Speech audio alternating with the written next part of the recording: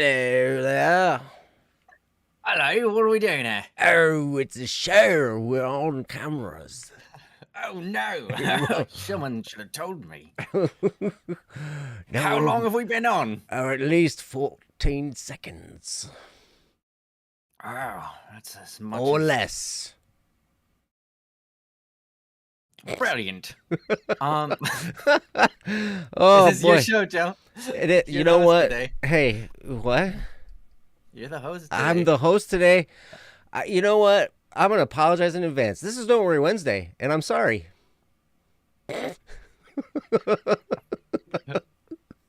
Oh, because we're worrying? Are we worrying today, Joe? No. Because I don't know what's going to come out of my mouth today. It's a crazy day. How you doing today? I'm doing awesome. I'm doing really good. So hopefully my goodness can make up for, not like what's lacking in you in goodness, because you have plenty of goodness to share, more than me. But I'm sure you're mentally spent, a lot more mentally spent than I am. It's all good. It's going to be entertaining, whatever we end up doing. That's the point. True. There's going to be entertainment value. So There's a chance that I end up being the wily one. Maybe. Who knows? Hmm. Who knows? But anyway, you guys are awesome. Welcome to Don't Worry Wednesday. This is a show that's all about you guys, not about us. We might banter back and forth a little bit about what's going on with us, but it's really about you and your topics and your stuff that's going on in your life. We would love to talk about it. We love you guys so much, and we're so glad to have you guys here in the chat with us. If you have a topic you'd like us to cover, you can go to don'tworrywednesday.com and you can click the submit a topic button, and a little form will like whoosh out from the side and you can fill it out and it'll be great. That's that. And if you do have a topic and you're with us tonight, you can feel free to @ Princess Yellow in the chat, and she would be happy to make note that you are here, so then we can do your topic. We added a question to that form a while back that said, it gave you a choice whether or not it mattered if you were here for us to cover your topic or not, and so you get to decide. If you let us know you really would like to be here to interact with us while we do your topic, that's an option. If you hardly can ever make the show and you're just like, I'm not going to be there, just do my topic, that's an option as well. Or if it doesn't matter to you, either or, that's an option too, right? Absolutely. We are not professionals, obviously, clearly. We're not professional counselors, psychologists, attorneys, judges, prosecutors. Why do I have all these prosecutors? Whoa. Paralegals or stenographers. That's bailiffs or policemen. We're none of those. I love how wide that got. I love how wide that got. We're not parking attendants either. That's correct. That's for Chauffeurs sure. Chauffeurs, taxi drivers.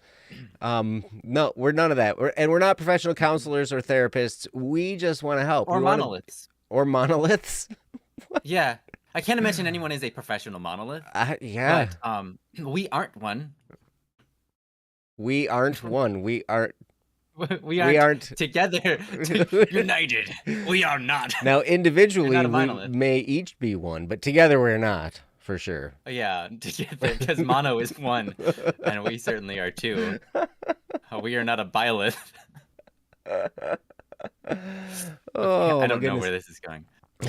Me neither. So anyway, so we're not a substitute for professional advice or anything like that. We just want to be your friend, and we want to help, and we want to talk, and we want to, encourage you and love you and help you understand that, you can make it through. Sometimes things look really bleak. Sometimes it's really tough. Sometimes you go through stuff and you have no clue how you're going to get to the other side. I'm sure we've all been through stuff like that. And, it always helps to have a friend or two or 25 that can just help you get through all that kind of stuff. And we want to be those friends for you as best we can for a couple hours on a Wednesday. And that's what we do. Yeah. And we hang out and we have a good time, and, and it's cool. So, yeah, welcome to all of you lovely people in the chat. How's everybody doing tonight? How are you doing tonight, Ryan? Like I said, fantastic. You know, no problems. Everything's just going up. You look exceptional. Thanks. I just got out Mm. of the shower. I was going to say, you look Mhm. really clean. I smell like apples and Applesauce. perfumes. Mm-hmm. Yeah, Mmm. I smell like applesauce because I took a shower in applesauce. Oh, that's Oh, it'd be so great. gross because Can you you're gonna imagine? see chunks. Oh, lovely. I hope those sounds came through. Kinda. They did a little bit. Okay, good. How are you doing tonight, Princess? I'm doing great. Thanks for asking. You're welcome. Awesome. Thanks for answering. She gave such a beautiful smile too. Yes. Yep, because Princess is the lovely one on our show. She does That's get right. some screen time, which is beneficial to everyone. Because seriously, like, man, I've said it before. I'll say it over and over and over again. We could just have Princess Face on here and us talking, and it would be way better show. Yeah, more people would come. They would. They Yeah. totally would. Mhm. And I'm right about that. I may not be right about much, but that I'm right about. I promise. Mhm. But anyway, yeah. So I don't know. What do you say? Let's. Why do you say we get into the show, eh? Let's do it. Let me refresh my screen over here because I got to make sure I do that. Mhm. Reload. Sometimes you got to reload your tab. And then, okay, so our first topic that we're going to do today is anonymous.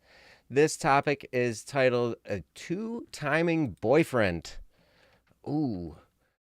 And anonymous, if you are listening, I'm so sorry. Just from the title of this, that is a very difficult situation already. And but I'm going to get the topic up on the screen here so then Princess can read it aloud. So, Princess, it's all yours.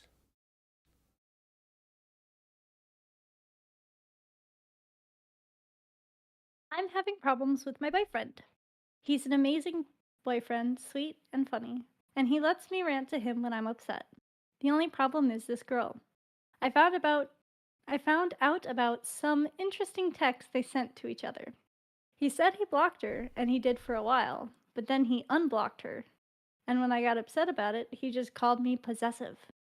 Whenever I get upset, he just yells at me until I apologize, and then he says, "Don't be upset, I'm sorry, don't leave me." Everything else is fine, it's just this one girl he's obsessed with. He always chooses her over me. He promised me he wouldn't do it again, and if I talked to one of my other friends about it, and they said I should put some distance between him, but I just can't do it. I love him too much. He assured me he only loves me and he wouldn't do it again, but I'm still hurt. I feel like some of my feelings for him evaporated when I found out it happened. But I think it's just shock. He wants us to be friends really bad, and so I'm trying for him, but it's been really hard on me. He just doesn't understand how it hurts me. If the roles were reversed, I know he'd forgive me, but he would not be pleased.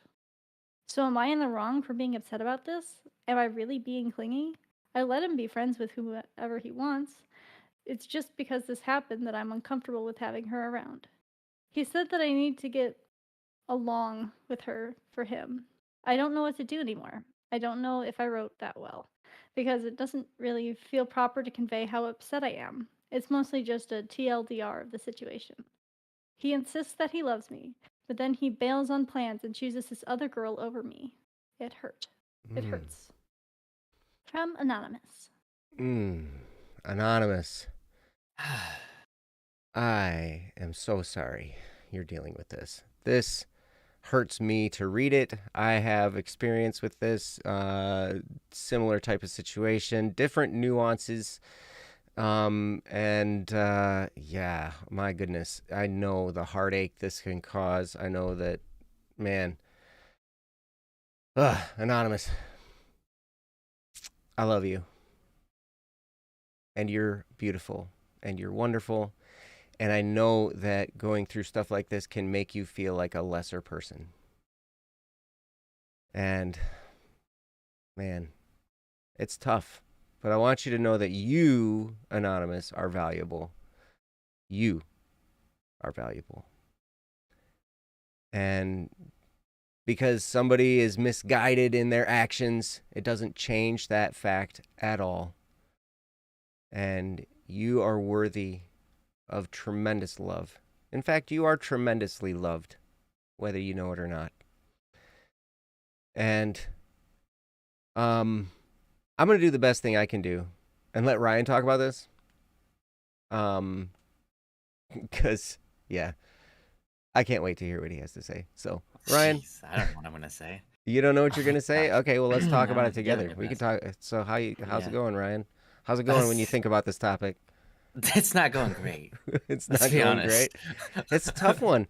Anonymous, my heart goes out to you. My heart breaks for you because it is tough, whenever you feel prioritized. I will say this before I give it over to Ryan. I remember counseling. I was talking with a friend of mine, and I guess part of this Anonymous is going to be, and as I think of how I'm going to talk about this after Ryan, you know, I, I'm going to probably approach it from the point of this is a committed relationship, and this is like maybe you're trending toward marriage.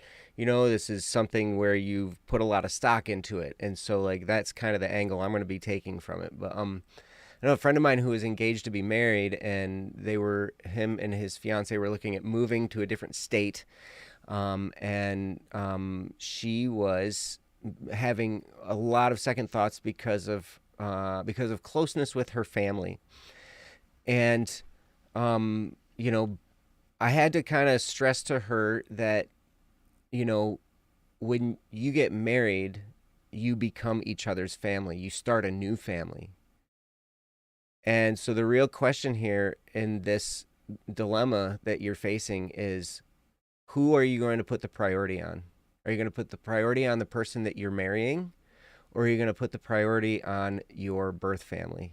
And sometimes that's a really tough choice for people. But when I put it in that way, in that fashion, she did decide to put the priority on her marriage and on her fiance. And even though they didn't move together right away, the priority was still there. The mental priority was still there. And they have had a very successful marriage for a long time. They've been through a lot of challenges together, and they're still married. And they're an inspiration to me. So, yeah. Anytime I hear if you're in a deeply committed relationship like that, and this is going on, that really strikes at the heart to me. That's so hard.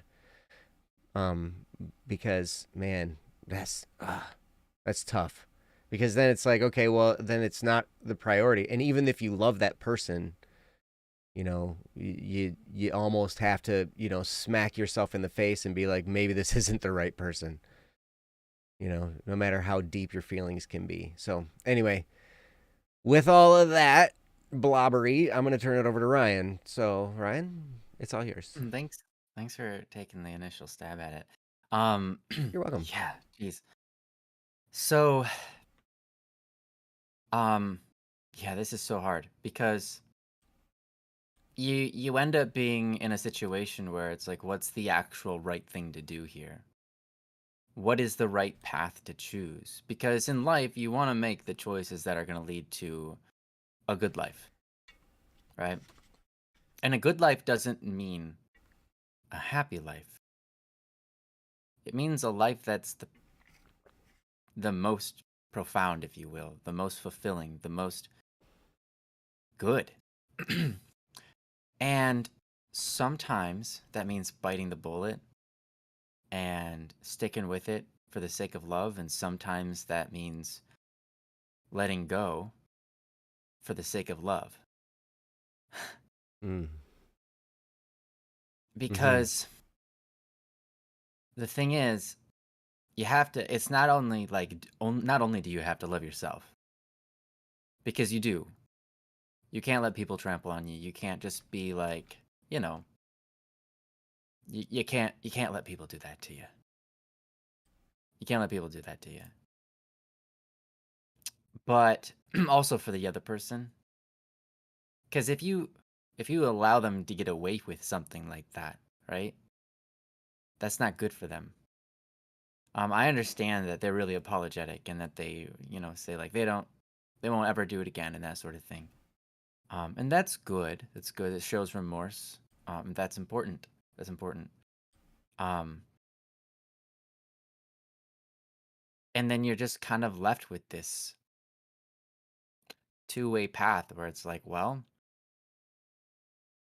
which is the right path? Which is the right one? Which is the right road? And that's that's so hard. That is so hard. That doesn't just like the whole scenario to begin with hurts so much. Mm-hmm. And then you end up at a crossroad with two different ways to go, and they both also hurt so much to even contemplate. Right? Don't they? And so, Anonymous, I feel for you. That's rough. That's really rough. Mm-hmm. My mom was cheated on after she had married. A couple years into it, she was cheated on, and it did not go well at all. They ended up in a divorce, and a lot of other stuff. And here's the thing. You have to ask yourself, like, here's the important thing you have to discuss with yourself. Because if you're going to hold on to a relationship that's gone down this road, you're going to have to work it out internally and be solid as a rock before you even start to try to make them to like think you can carry this other person through their scenario. Because here's the thing. When someone cheats on you, you might feel like, what's wrong with me? I'm not enough. They need me. They need more than me. Am I not attractive to them? Right? Am I not enough? Yeah, it's I think what goes through everyone's mind at first, at least. Because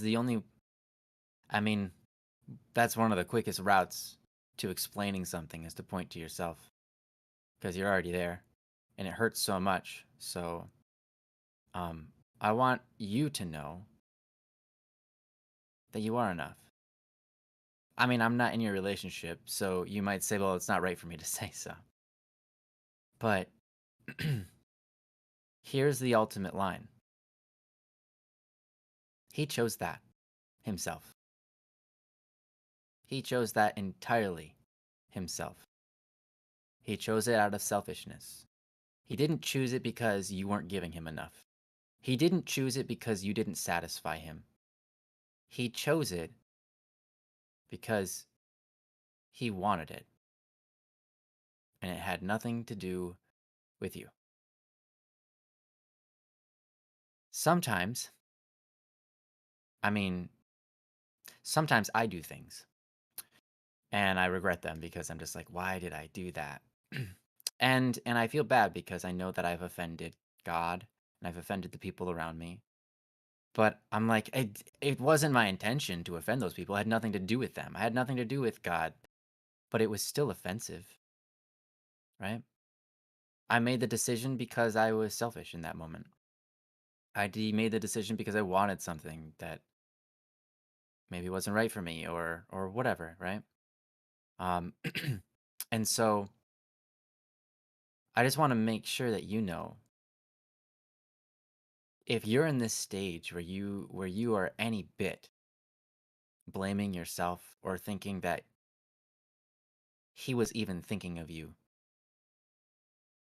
I'm sure he was thinking of you, but it wasn't in a negative way, like you're not enough.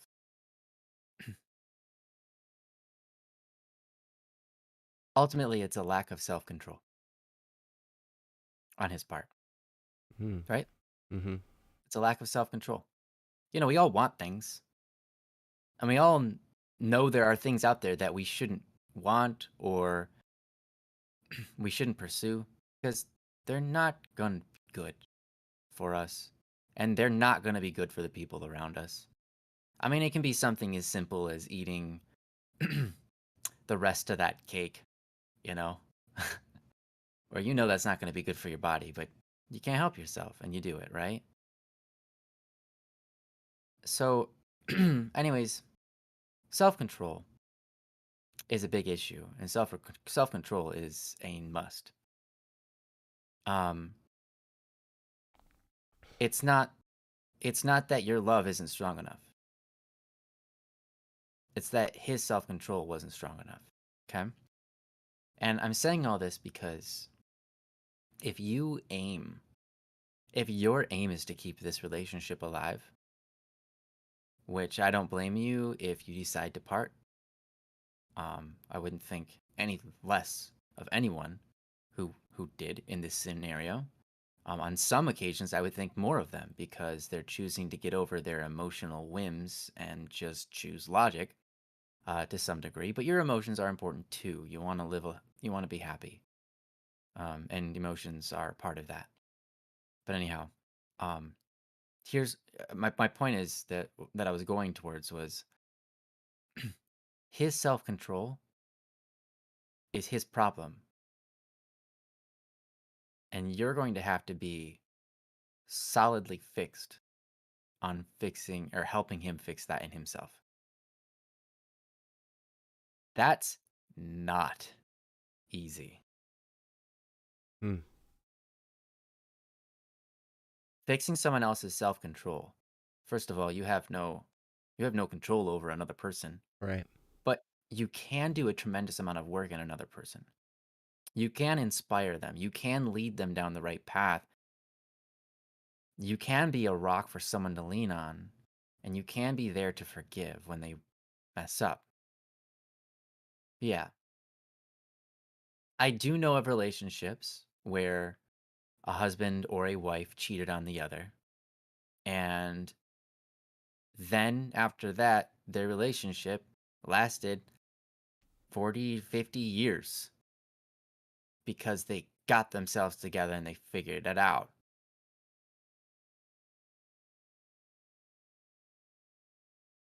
That doesn't happen very often. Hmm. And that doesn't happen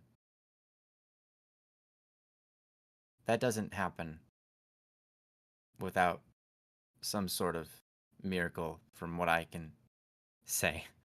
That doesn't happen without the most deep and understanding, profound understanding of love and relationships. Because here's the thing.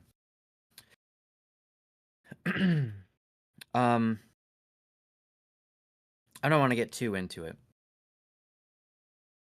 but a relationship, when you're married, you carry that other person's problems and you help do that with them. And what you go through earns them an incredible amount of strength and virtue and growth. And that's not easy. That's hard.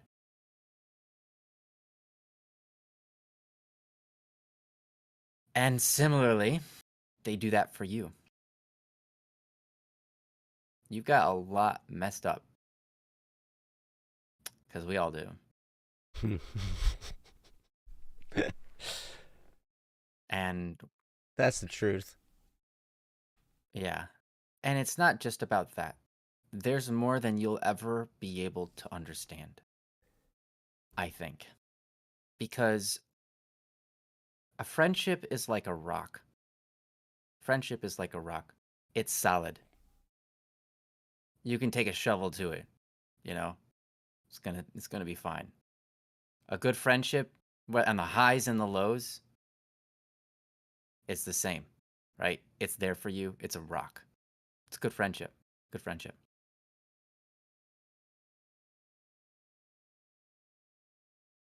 Marriage, relationship, where two people have committed themselves together. It's hard to define. It's ineffable. It's beyond words, but it's deeper than the deepest oceans. You can dig down infinitely, and it's always going to be there. And you can pass through it and find all the riches and discover all new wonderful things and become one with it. And it's a beautiful thing. But do you trust the ocean you're diving into? Do you trust that the ocean that is that man or that woman that you are diving into? That's an important question. Because there's boundless riches beneath. And it's always going to be there. Unless it's not. And the ocean falls out of the sky. And all the dinosaurs die. Because that's...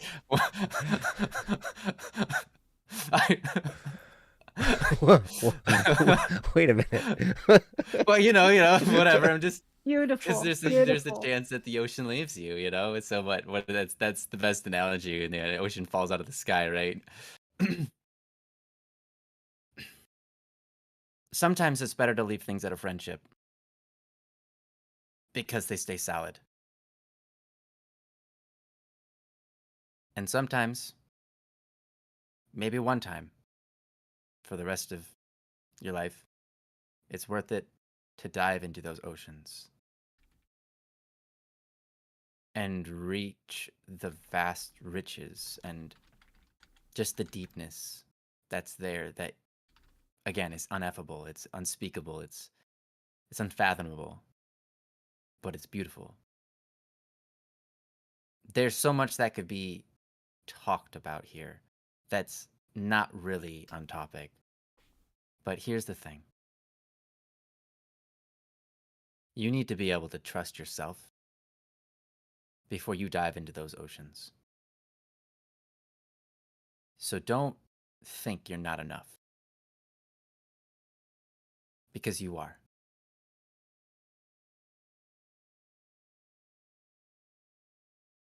You absolutely are. Don't beat yourself up because of someone else's mistake, right? I'm not saying that you are. I just know that a lot of people do.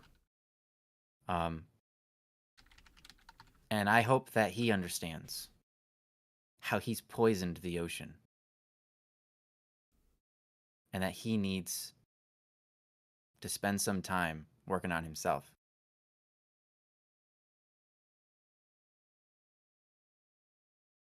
Does that make sense? I hope it does.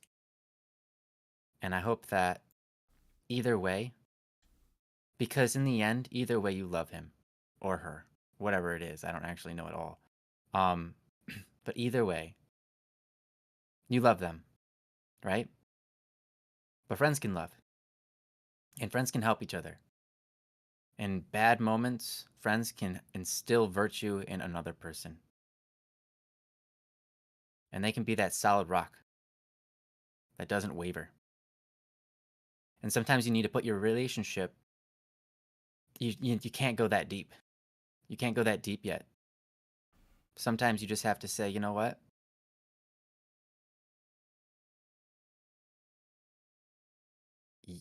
We're not strong enough yet. Sometimes you have to say, you know what?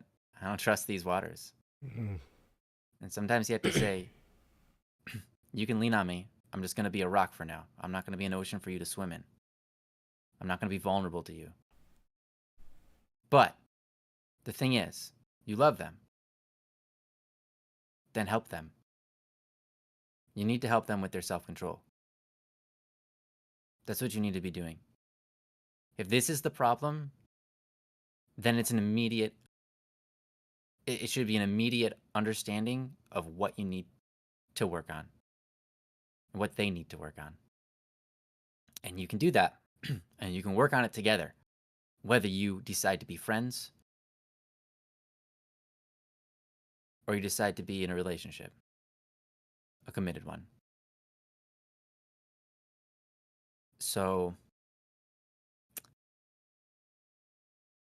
it's a hard thing to be pressed with, and I'm praying for you. I hope the very best. Just keep in mind that you need to help them, because this is an unfortunate thing for them. They don't like this about themselves either. And it's not healthy for anyone to have low self-control. I mean, to give in to something like that, right? It's a pretty low. It's a pretty low. So they need some help with self-control.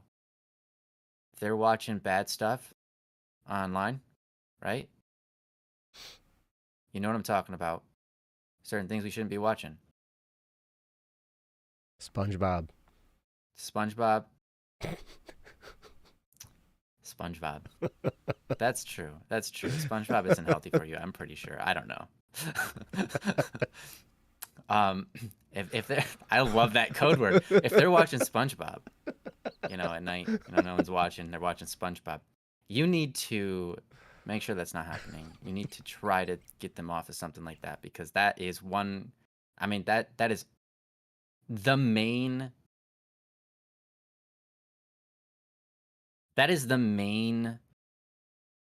addiction that leads to these kinds of things. But there's all sorts of different things out there that require self-control in life. You need to help them with it, and you need to be there with them, regardless of whether you decide to stay in the relationship or not. That is a loving thing you can do. Punishing someone is also love. Punishing someone is also love. Don't be afraid to punish. Don't be afraid to take things away. Don't be afraid to hurt them a little. And I understand, because you hurt someone. We know that's the golden rule. Never do that.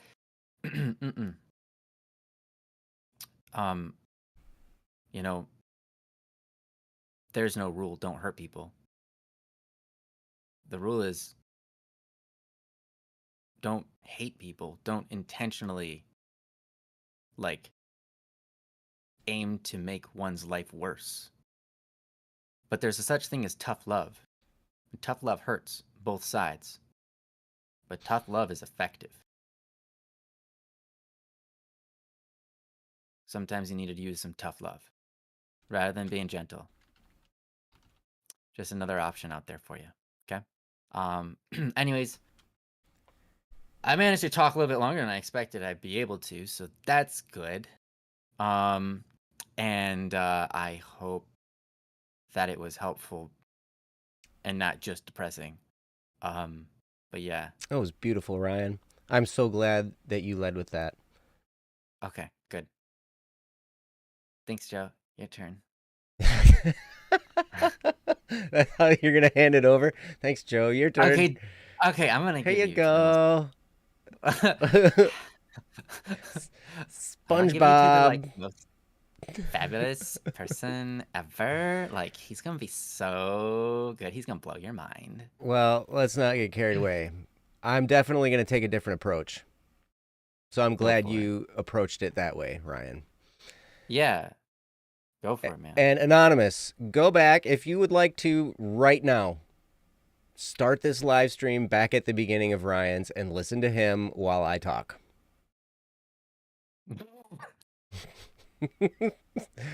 I would recommend it. Okay, so but then listen to Joe's after that, because I'm gonna start. Okay, I'm gonna start with we did get a message. Now, if you now here's the thing, Anonymous, please, if you would like to, because I have some. It's not the same, type of experience with this type of situation, but it's similar. It's the feeling is similar. The underlying insecurities in the other person is similar, and the potential problems that arise from it are also similar. Okay. So, if you would like to DM me on Discord, I would love to go in deeper with this with you. I'm basically, I don't know how long you've been in this relationship with this person, but I'm about 20 years into mine. So yeah, we can, yeah. Anyway, I did see, and so you can DM me on Discord. It's pleb6992 is my Discord. Princess, I see that Anonymous has been also, this came through Princesses. That's another way to get topics to us. If you want to direct message us on Discord, that's another way to do it. This one actually came through a direct message to Princess.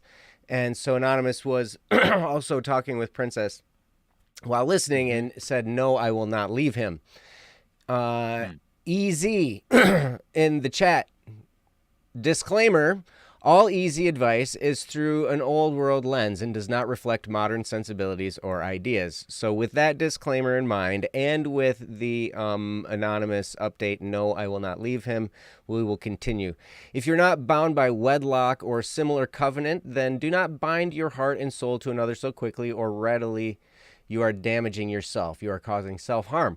You are free at any point to leave a relationship, pre-marriage or covenant. You are the master of your own happiness, captain of your own vessel, as they say. Don't lash yourself to a sinking ship. Cut sling load before you drown yourself in a nightmare of your own creation.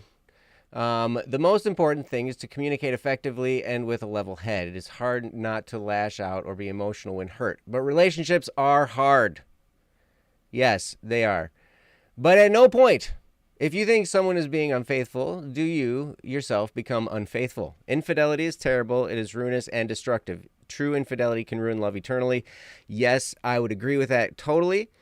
Do not, because you got hurt by this person doing this to you, do not do the same thing in return to them to try and exact a price or revenge or whatever, right? And then there was, what was the other thing? The only reason I say anything about the commitments of marriage is that it is a commitment. You gave your word. You swore to uphold something, whether it was before God or not, you gave your word. Granted, there are extenuating circumstances, but these are the exceptions. Exceptions are not the rules. Remember to live your life. Seek, love, trust, be. Easy, I love where you're coming from. And me too. I love you, Easy. Mm-hmm. I love where you're coming from. And, yep, you can reach out to me. I'd love to talk to you about it. This is hard. So, anyway, here we go. Here's the Joe take on it. Ryan, yeah. What? Ryan, I saw that face. I was just thinking today of I was thinking last night, actually. I was like, don't worry, this is awesome. I'm going to be excited to do it tomorrow. Man, I really hope we don't get a romance one.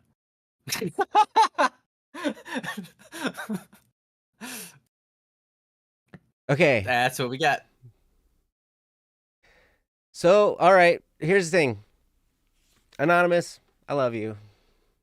I think the world of you. Here's the thing. If you are adamant about not leaving this person, if you are absolutely digging your heels in the dirt, I'm sticking, I'm not going anywhere, and you're going to follow Easy's advice of you gave your word, you swore to uphold something, and you're sticking, okay? You doggone better build up your self-esteem to such a high level that you can assert yourself in this situation and be mean about it. Be mean. Take shots. Get angry and be offended. Because here's I the agree. alternative. What's that? I said I agree. If this is just like a budding relationship and you're just kind of like dating and it's flim flam, hoo ha, whatever, blah, blah, blah, it's probably no big deal. But if this is an actual relationship where you are saying, this is my boyfriend, and he's saying that you're his girlfriend, if that's the case and you guys are in a serious relationship and this is happening, you need to be mad. It hurts, yes. But here's the thing. If you're committed, okay, it's okay to cry. It's okay to be hurt. It's okay to be down. It's okay for all these things to happen, right? It's totally okay. And it's natural because when things like this happen, it hurts. It hurts a lot. When you have committed yourself to another person and they are not making you the same priority, or they are, like doing whatever it is, you have committed here and they have not. You got a one-sided commitment going on. If they're claiming to have the same level of commitment that you have, but they're doing this kind of stuff, the appropriate response to them in the interaction with them is to be angry. And I'm sorry. Some of us are not angry people. Some of us are just nice people. But here's what'll happen. You might commit. You might say, hey, I made a commitment to this person. I said, for better or for worse, till death. And some religions, it's even longer. It's till like eternity, which is crazy to me, but whatever. Either way, I made a commitment. Marriage, generally speaking, is till death. So I plan on sticking. I gave my word. I subscribe to what Easy said. I gave my word. My word is my worth. And you know what? I said it, so I plan on doing it wholeheartedly, and I'm going to do it. And so you know what? When the things like that happen, when the priorities were not the same, what I did was I would do everything I could to try and save the relationship. I would do everything I could to try and be attractive to that other person, or everything I could to try and make them happy, or to try and do the things that would make me look like a worthy person to them. To show my commitment, to show that I cared, to show that I loved, to show all this stuff. And you know what? What happened? I should have been angry.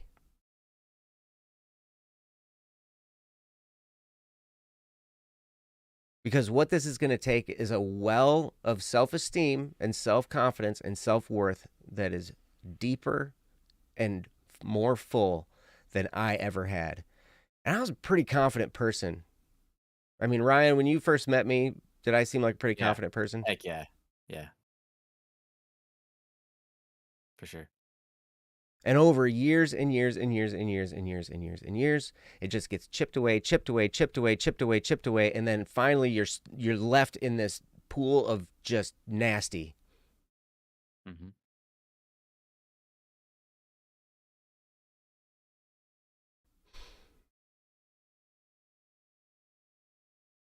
I told you. I go by what I said at the beginning of the show. This is Don't Worry Wednesday, and I'm sorry. That's the new tagline. This is Don't Worry Wednesday, and I'm sorry. That's actually not bad. I don't know why. I like that kind of. I love you. And it hurts me to talk about this.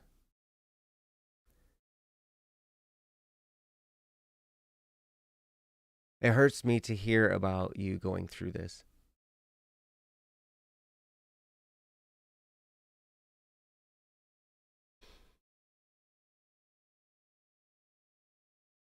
But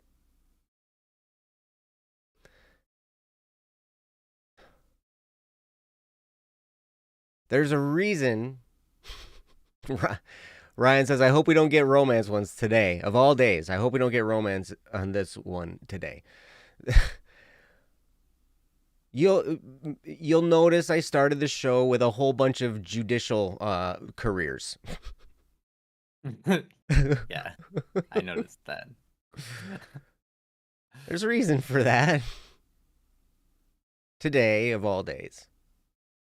I'm not going to go into all the details. But Anonymous, feel free to direct message me. Feel free to. Thank you. Feel free to DM me, pleb6992. I'd love to talk to you about this. And I'm sorry, I don't know how else to put it right now. But okay. Like, if I may. If Please do. You want... Go for it. Anonymous, we love you. We want what's best for you. And I think one of the most important parts of a relationship, a serious relationship, one that is meant to last, one that is meant towards marriage, one that is meant towards anything, is commitment. And I know that you have messaged me more. I wasn't sure whether you want me to share that or not. Feel free to message if you want me to share what you have said. More. But what he did is not okay. It's not cool. It is understandable you're upset. And in fact, reparations should probably be made if you guys want to continue having a relationship. Yes. That is based on the foundations of actually being a serious relationship. He might be playing it off as like, oh, it's just a minor thing, or, oh, I won't do it again. But usually, if someone does something that isn't good once,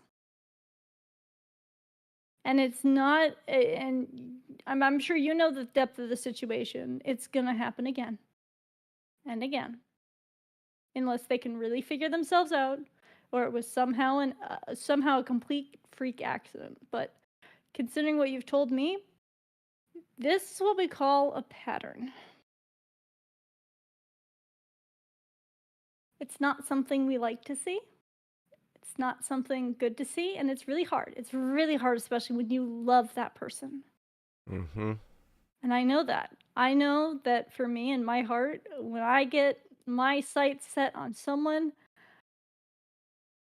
God save me, because I feel like I need divine intervention if I'm going to change, because I am someone who has a very deep level of loyalty and that sort of thing, where I have resolved it in myself, and I feel like I have committed to this all the way through. Wherever this may go, I will fully, everything that I've got, and then whatever I can scrounge up around me. But you've got to remember, especially because you're in a serious relationship, but it is just boyfriend-girlfriend, that you are not trapped in that relationship. You are not stuck being with this person for the rest of your life. There's not some sort of high-level commitment, even if there is a child in this scenario, which I know there isn't, but even if there was a child in the scenario going on, even then, you are not stuck being with that person. And you are allowed to feel the feelings you have. It is not right for them to just suppress it and to want it to go away, because they did something wrong. Again, there in the realm of forgiveness, there needs to be atonement of acknowledging what happened, and what happened was wrong. Mm-hmm. That they know that it's wrong. Mm-hmm. And that they will really take actions to changing it. Because, for instance, I see from your post, or I remember, that they want you to become friends with this person. That is not the scenario that they've presented. They don't have the self-control, as they've proven. what they have to do is they have to cut that person off in a very, either if they had more self-control or you feel like they did, maybe they could just, have that person held at a distance. Otherwise, it would be one of those scenarios where you would have to have them say, look, if you stay in contact with this person, you're going to continually cheat upon the commitment that you have said you are committed to me when you say that I am your girlfriend. Just as I am committed to you when I say that you are my boyfriend. So if you can't do it, if you can't commit to me, then go commit to her. If that's really where if that's where your heart is at, if that's where your actions are going to be, if that's where you are at, go be with her. Go. Walk out the door.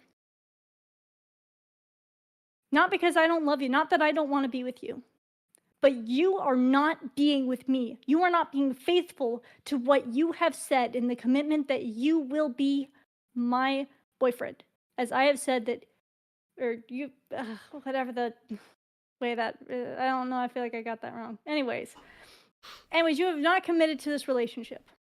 You have proven that you haven't. And you have to make up for that in a way that makes it clear that you have turned away from that sin and have turned back towards the commitment. And I know that's really hard with someone that you really care about, and you don't want to see it, you don't want to deal with it, and I totally hear you. I can think of many friendships where I did the burden of knowing that the person wasn't really treating me right, and I still put up with it and tried to help them and that sort of thing. And even as a friend, where it was just they weren't committed to being my friend, I was committed to being their friend. And that's at a friendship level. A relationship level is much different, because friends are meant to be rocks, meant to be there for one another. But even friendships, you can have people who are not committed to being a true friend to you. And I know that many things are going well, and I know that you see that in your relationship. And I pray that things continue to go well for you. And maybe that you guys can resolve this. But again, you have to really bring this up. And it's hard to stand strong, especially against someone you love, and especially because they have been in the wrong. They are not going to want to admit it. They're not going to want to be at fault. But you're going to have to be like, you did wrong and you are at fault. You have to take responsibility. And if you are not willing to take responsibility,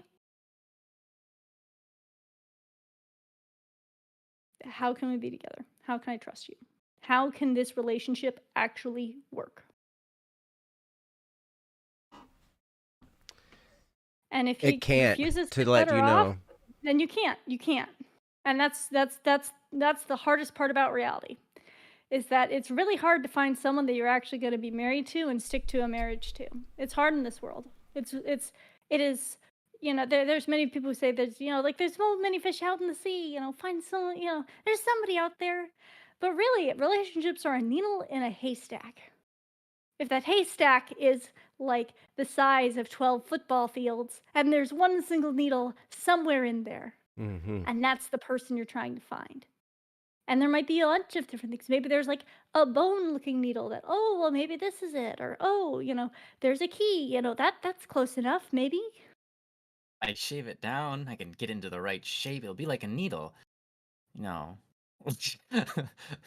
Well, and how many times in the context of that, how many times might we have passed the needle because we were focused on something we thought was a needle? But what I'm going to leave it with you for Anonymous is we love you. You are worth being respected. You are worth having a commitment in a serious relationship that is committed, like that follows through. And if there is a refusal to admit, to respect, and I mean probably in this case because there's a self-lack control of not cutting off or putting a very clear boundary where he talks and he's like, he very clearly with you and her present are like, hey, look, we're friends for me and you, and this is my girlfriend. So when things, happen, plans are happening, I need to be with my girlfriend, not with you. Now, that doesn't mean that he can't make plans with friends, and I am sure that you know that. Because again, having healthy relationships is making sure that they have other friends that they hang out with. But again, that is a friendship relationship. And when you're in a serious relationship, there's a different level of priority that happens. And if that's not being met, you are basically not in a serious relationship. And he's not holding that end of it. From my perspective. Not that I can really feel like I can talk to this. But anyways, I'm going to turn it back over to Ryan, see if he has any concluding thoughts or if either of them do. But Thank you, Princess. You're amazing. And I'm so glad you took that away from me. I don't know where I was headed. Train wreck, probably. But Yeah, I have a hard time with being mean. So I'm glad that you stepped up to kind of put that on display and what that sort of looks like. what? Because Being mean? yeah, like I said, you have to show tough love, right? Like I said, but There. Yeah, tough love is mean. you know And what? Here's the interesting it's thing. important. It's needed. I'm going to say this at the risk of whoever might be watching. Probably nobody by now. I'll close my eyes. I'll close my eyes. It's a wake-up call when a relative of the person you're married to comes up and gives you a hug and says under their breath, you need to divorce her because you deserve to be with someone that loves you.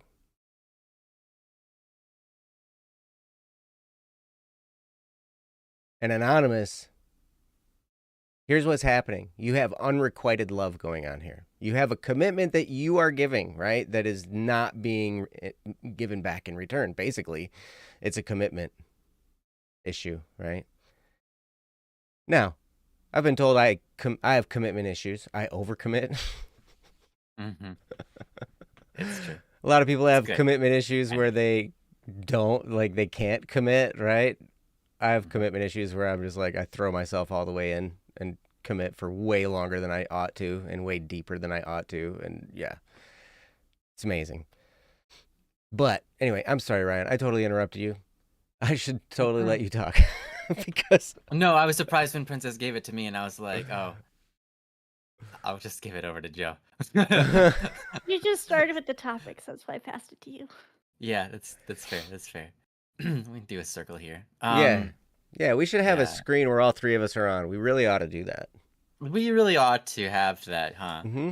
Huh, that's funny. And then Princess could be on here the whole time. Yeah, oh my gosh. No. Yes. Be great. No. No. But I love you. I love you too. Yeah, and you guys could watch her eat yes. on camera. And stuff. Sure. Oh, you wouldn't man. do it if you're on camera. Anyway, sorry, Ryan. Continue.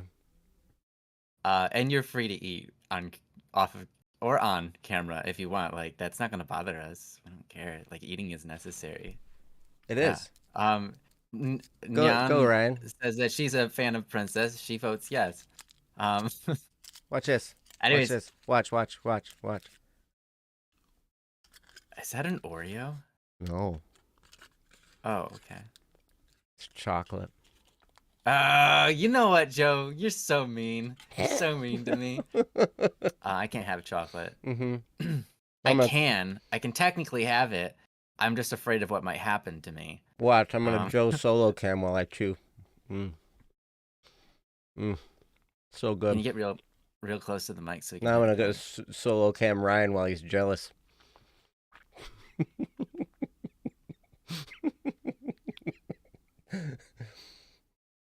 Now I'm gonna princess cam.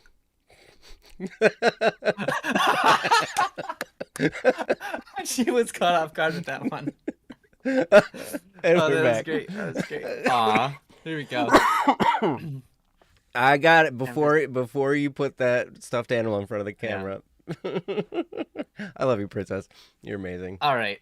Anyways, thank you so much for this topic. I wish I had more to say. I wish I could do more for you. I wish I could solve your problem. But man, that's one heck of a problem. So I give you mad props. I give you so many props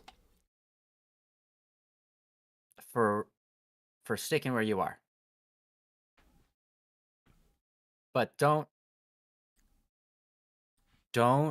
let your pride of being able to stick something out prevent you from taking a better route. Don't let your pride of being strong prevent you from taking the harder route or the easier route or any other route. Because there are many times in our lives where we say, I was committed to this, and I'm going to do it, and that's understandable. We should be like that. But sometimes you're not in a good place, and that's not good for the other person either. And we can let our pride get in the way of that. We can let I said I was going to do it, so therefore I'm going to do it. Oh, look how strong I am. I'm able to stay even though this happened to me. We can let those things get in our head and cause us more trouble than it's worth. And I'm not saying you have to make the decision to leave this person. I'm not. What I'm saying is you better do something about it. Just like Princess said. And as Joe was saying. And I was saying. Because it's not right. It's not right. The ocean's been poisoned. It's going to take some aggressive work to clean it up. Mm-hmm. That's true. All right. I'm done. You're done? Done Yep. like dinner. Done like dinner. Nice. That sounds nice. Mm-hmm. What's for dinner? Me. Ooh. Yeah. Mm. White meat. That's kind of gross. Wait, what?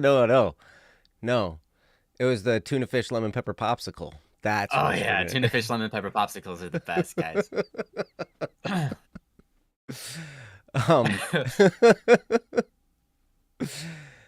We don't support cannibalism here.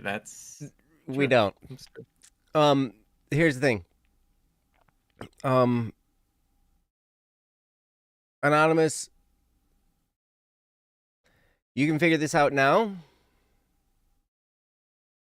Basically, the way I'll just shoot straight, and kind of I do want to make this known. You got a few different options here. One, you can continue in this relationship. You can drop the relationship, or you can put the relationship on hold, right? You can drop the relationship, and it sounds to me like you're not going to. So that's okay. But if you decide to keep it, I would recommend highly that you listen to what Princess had to say about the whole thing about atonement and the whole thing about if there's no consequence, if he is doing stuff that hurts you and there's no consequence to him, he's going to continue doing it because he wants to, right? If we didn't burn ourselves when we put our hand on a hot stove, we just put our hand on a hot stove every time we could. Why not? I would do it all the No time. consequence, I'm always man. cold. Yeah, right? Hey, Give me that heat. if it doesn't burn your hand off, why not? Hey, just keep doing it. Here's the thing. He's hurting him by his bad behavior. Mm-hmm. We don't fix bad behavior by allowing it. Okay? So, or, you can go down the road of continue the process. You can end up, if you wanted to, you could just keep letting it slide and keep letting it slide and keep letting it slide and, marry the dude and keep letting it slide and keep letting it slide. And eventually, as things pass, eventually it's going to cost a lot of money in lawyers. And the other thing is that they don't have the right to say that you shouldn't get angry or be offended about it.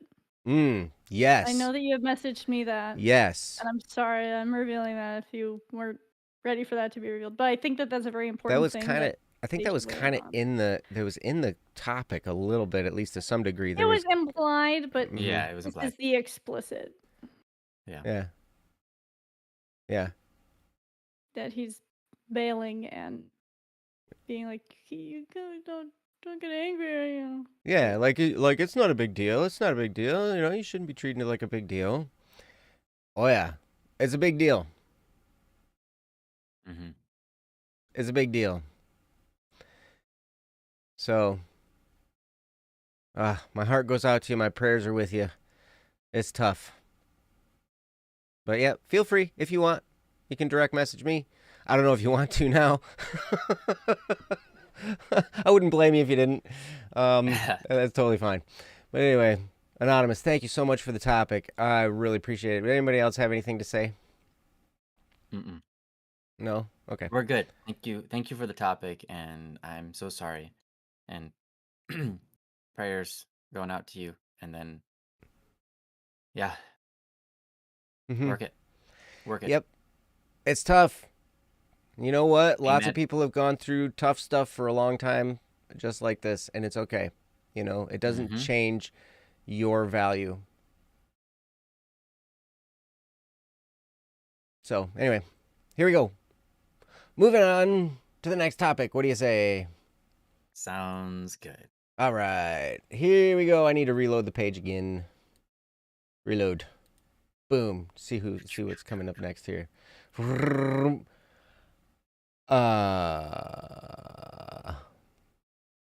Let's try again. Reload.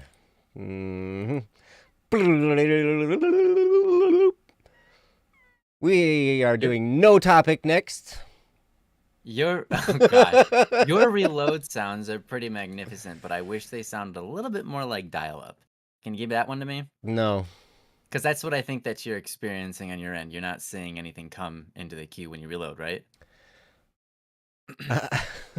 You can't do that.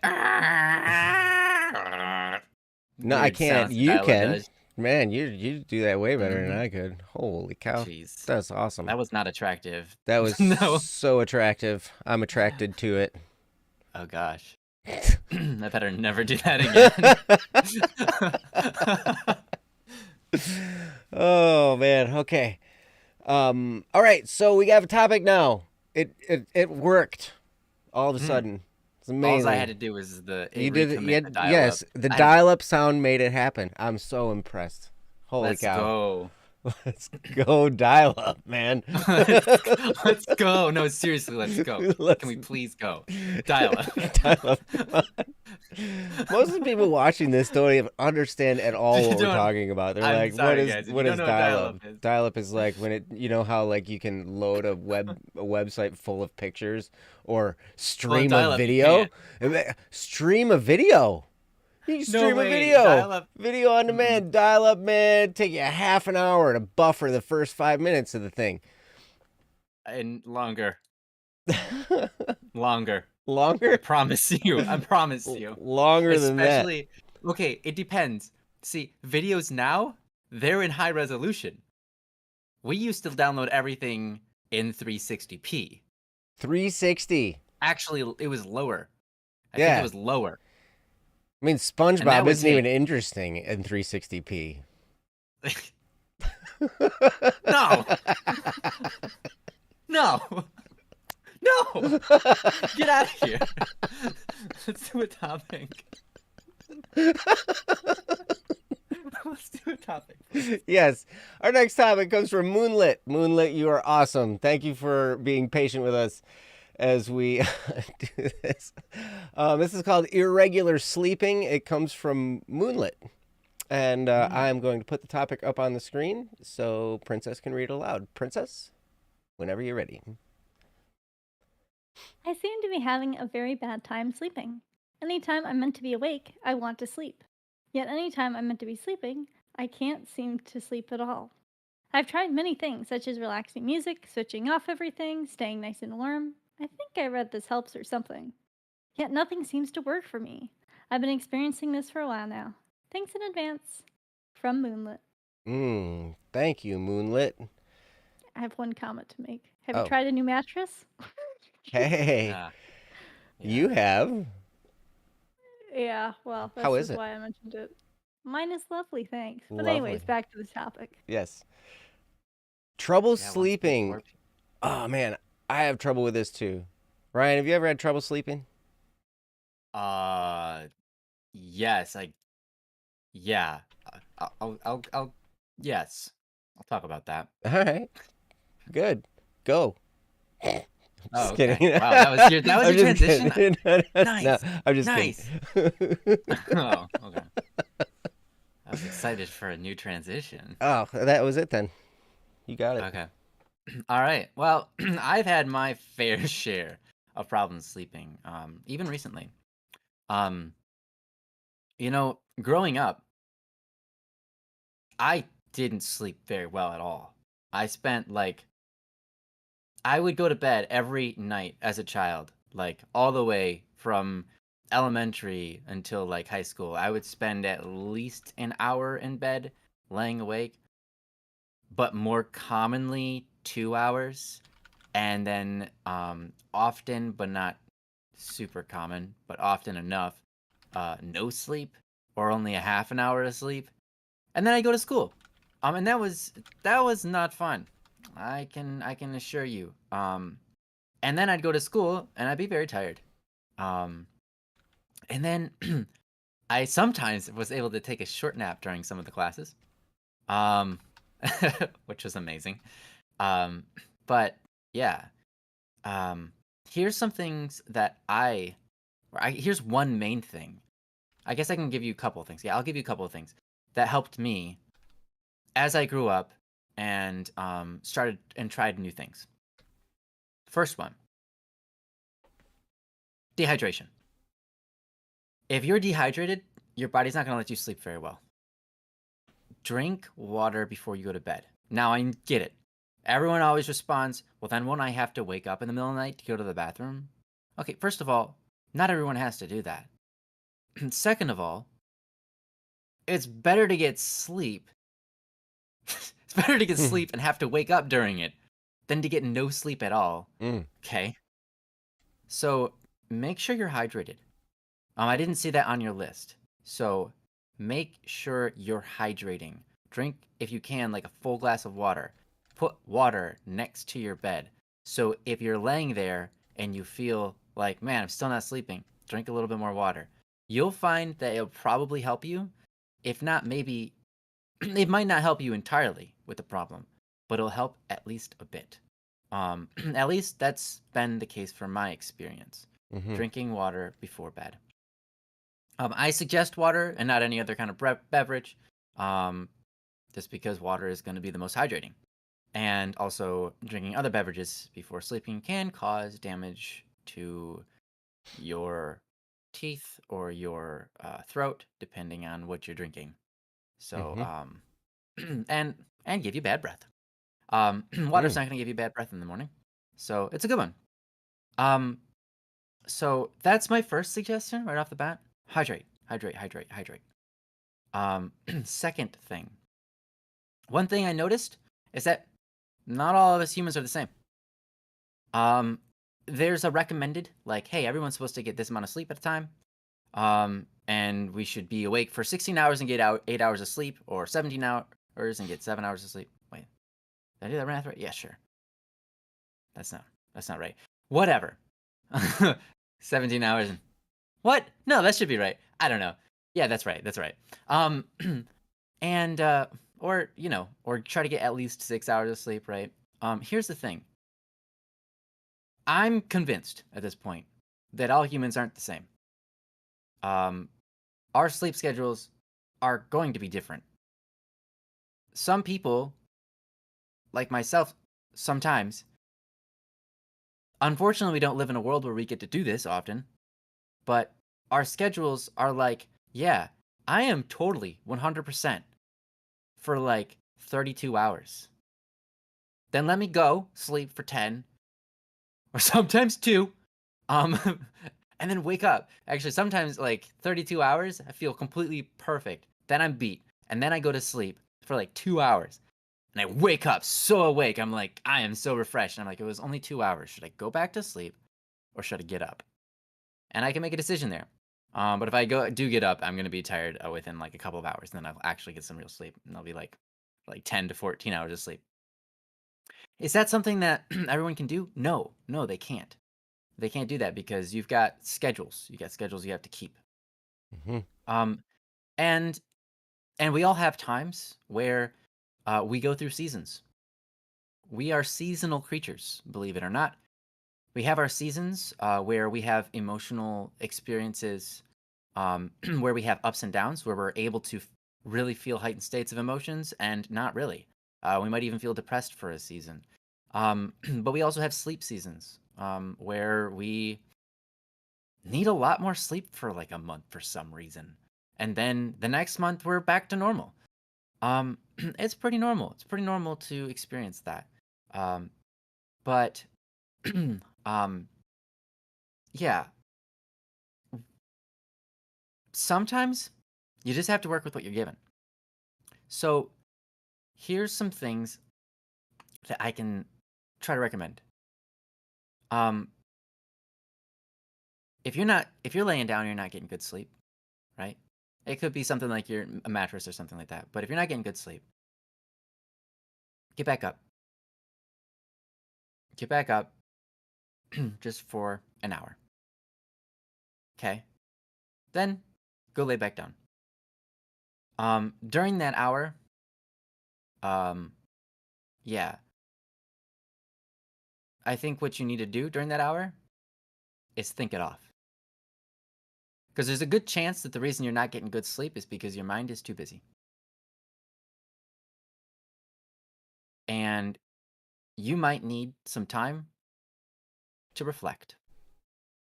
You might need some time to digest. And when you're laying down and you're like only like you're not all the way there, you know? When you're laying down, I think a lot of times and you're trying to sleep, your mind isn't all the way there. Your mind just might go crazy on you.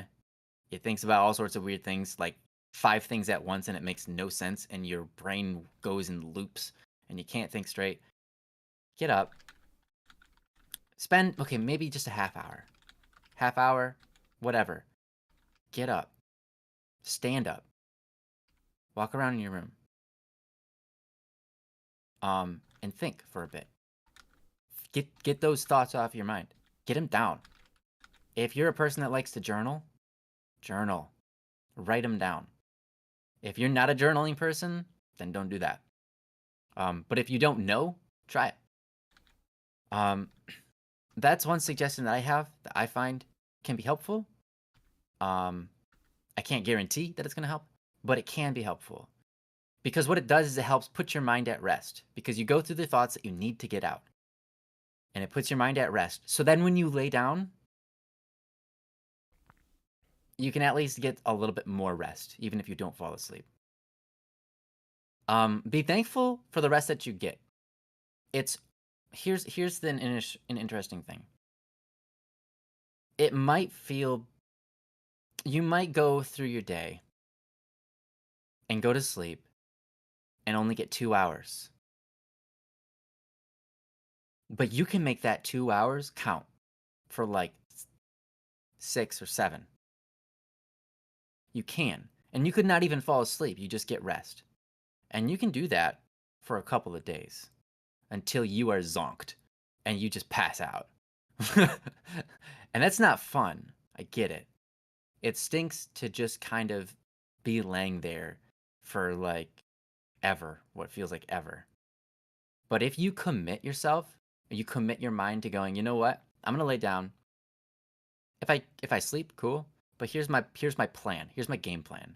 I'm going to lay down and get some rest. I don't care if I sleep or not. I'm just going to lay down here, close my eyes, just kind of empty myself out, and and just lay here for 2 hours. Then I'm going to get back up. And I know that's hard.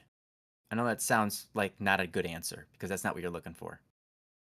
But I can tell you from my experiences in life, when I commit to that's good enough, what I find is that's good enough. When you are going through a night and you are frustrated with yourself the whole night because you just want to sleep, you don't get good rest. But if you lay down and you commit to, like, I'm probably not going to get sleep, and that's fine. I just need to rest. I just need my body to stay still for a while. You can get out of that with a good attitude and feeling surprisingly refreshed and energized. Surprisingly so. I think that's a good time to pray if you're a person of prayer, but if not, you don't have to. But sort of just commit to that. If nothing else, because your attitude is the driving force of your how your day goes. A lot of times, there comes a point where you're just mentally and chemically exhausted, and your attitude has no say in the matter. But generally speaking, if you take this process, your brain will still be able to get and refund the chemicals it needs. 2 hours isn't long, but it's something. And then you can do that for a day, right? You can take a 2 hour, go to the next day. And that next day, you might actually be able to find yourself getting full sleep. And the day after that, maybe you'll do a 2 hour. And the next day, you get a full sleep. Like I said, not everyone's built the same. Not everyone's built the same. So these are just some things that I have come across in my life and my personal experiences. I personally can't sleep unless I'm exhausted. Unless I'm exhausted, I can't. I just don't. I just lay there. Mm. But if I lay there committedly, my eyes might be tired when I get up. If it's been doing this for a couple of days in a row. But I have all the energy I need. So if nothing else, I give you that at least. But to me, the things that I've noticed in my life really helping: drinking, making sure you're staying hydrated. Huge. Secondly, get things off your mind. Take the time to do that. If you're not sleeping, could be too much on your mind, too much excitement or too much worry, too much focus on a thought that was left unfinished. Get some stuff off of your mind. And then that's really all I got, because I suffer from this, and it's not that bad of a suffering, to be honest. There's a whole lot worse in the world, to me, that could be going on. So it's not so bad. But I hope that some of that helps, sincerely. And I'm going to give it over to Joe and see what he's got, because I don't think he suffers with this quite as much, and he might have some good tips that I can learn from. We'll find out. Well, we'll find out. Princess has posted a link in the chat, healthline.com/nutrition/something. I'm also going to post a link in the chat. This is the one. Okay, cool. 20 tips to try. I have a link here. This was the first text message I ever got from my therapist was to this website, and said, focus on the topic of sleep hygiene, because when I first started seeing my therapist, I was struggling with very, very deep levels of depression, and that was one of the contributing factors, was not getting enough sleep. I remember that. And so this there's a short description here. I would definitely check out Princess. I'm gonna look at Princess's link right now. Actually, we got 20 tips here. Right up. These are, yep. I like these. And you know what? We've got some great stuff in the chat too. Hydration, like Ryan was talking about, darkness, only sleeping in your bed, only doing sleep in your bed rather than like doing like playing video games on your phone and in your bed or whatever, right? I mean, like Sure. so different things, or reading. I tend to read. It's interesting to me, like if I'm having trouble sleeping, a lot of times I just need to cut the chatter in my brain, you know? And it's funny, even if I take sedatives, sometimes I'll still have trouble sleeping. And a lot, I mean, it depends. When you have a lot on your mind, it's hard to sleep regardless, right? And so, I mean, so sometimes it just isn't going to help. But if I can cut the chatter in my mind with reading something, a lot of times I find that helps a lot. Another thing, I have a little blackout eye mask thing for darkening like getting all the light away from my eyes, and it has two little speakers that you can adjust and put like right up to your ears, and so it's like headphone blackout mask, right? And it's Bluetooth, and so I can play music, I can play binaural beats, I can play, different things that can help to relax and soothe and, kind of set my mind at ease and put me down to sleep. I've even done binaural beats is it's spelled Binaural, binaural. And it's basically a difference in frequency on either side that causes a vibration of a certain wavelength. And that wavelength is designed to mimic the brain waves of when you're in a certain point of whatever, of consciousness, whether it's deep REM sleep or, meditation or even high brain activity, like different frequency wavelengths. We've seen that our brains work this way, right? And I found one that was even for like near death experiences. And that was pretty fun. Wow, that's wild. Yeah, that was pretty cool. But anyway, the website that that's roller coaster. Roller coaster. That'd be so cool. Oh my gosh, it's not gonna help you sleep, but man, oh man, it's gonna be fun. Oh yeah, no, that's not for the Or maybe it is. There's a lot more going on than just your brain with the roller coaster, right? You got adrenaline. I know. I want the actual experience. Right. I want the stomach flip feel and be like, oh, that felt weird. Yeah. Yeah. So the website I put up there has like an 8-minute video from some kind of instructor. But yeah, that's where my therapist referred me to learn how to get sleep. And a lot of these things that Princess has put on here were in that video as well. Avoid computer and TV, cellular hand computers for about an hour or two before bed. It helps. Gabriel says another thing is exercise, having enough exercise in the middle of the day. Yep, that helps you be naturally tired. Avoiding caffeine I find that if I have caffeine after about 4 o'clock in the afternoon, there ain't no way I'm going to bed before 2. Or 1, maybe 1 or 2. Right? Either way, yeah.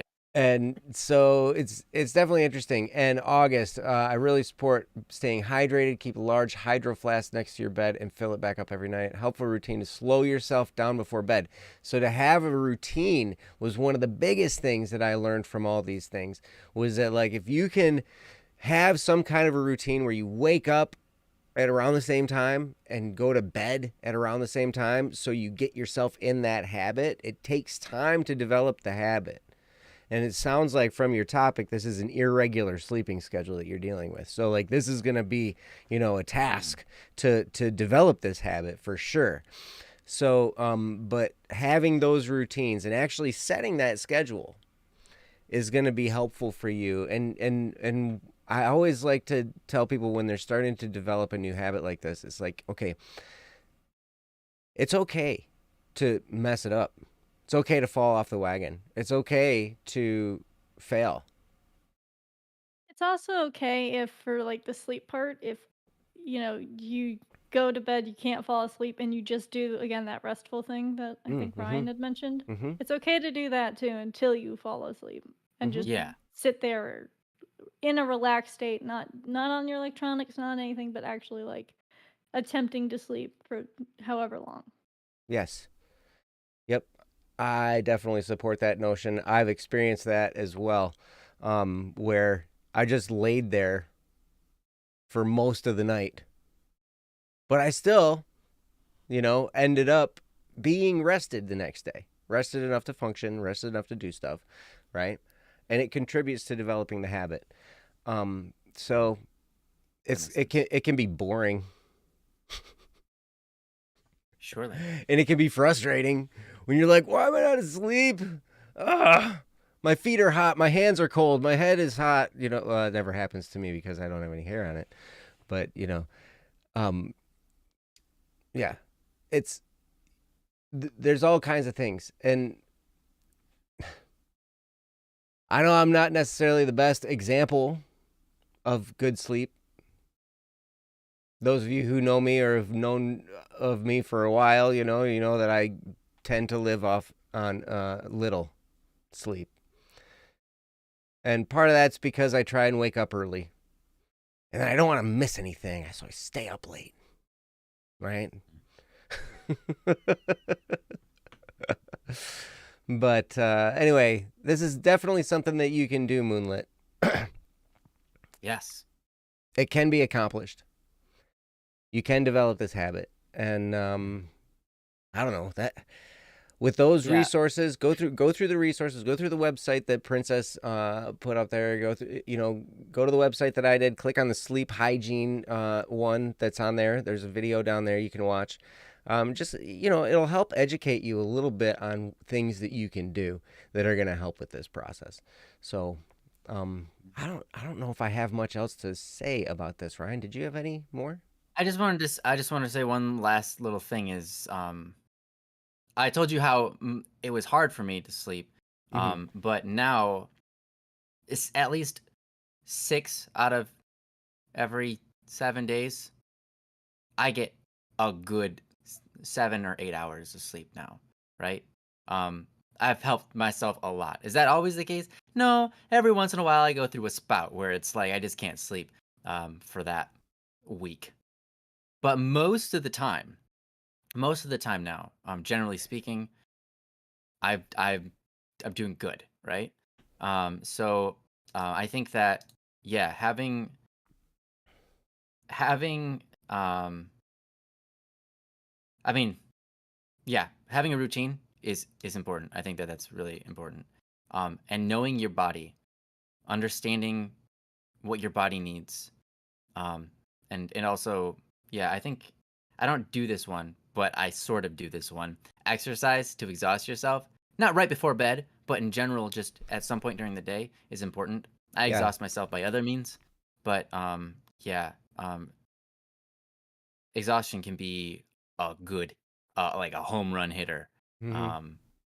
But you got to figure out how to spend your energy, because if you're not spending it, then during the next day you're gonna feel spent the whole day, and that's just not gonna feel right, So just get yourself together in that pattern. Anyways, I just wanted to add that. So anyways, Yep. I'm gonna give it back over to you, Joe. I would say with regard to the exercise thing, if you're going to exercise during the day, I would complete that exercise probably 3 hours at least before you try and go to bed, especially if it's extra strenuous. I remember my martial arts instructor, I did a late Krav Maga class. It was really, really strenuous. And he said, you're not going to sleep for at least 3 hours. Just expect it, because you're going to have high adrenaline and, so you're not going to be able to sleep. But then afterward, your body's going to relax. And then you're going to feel tired. And so, yes.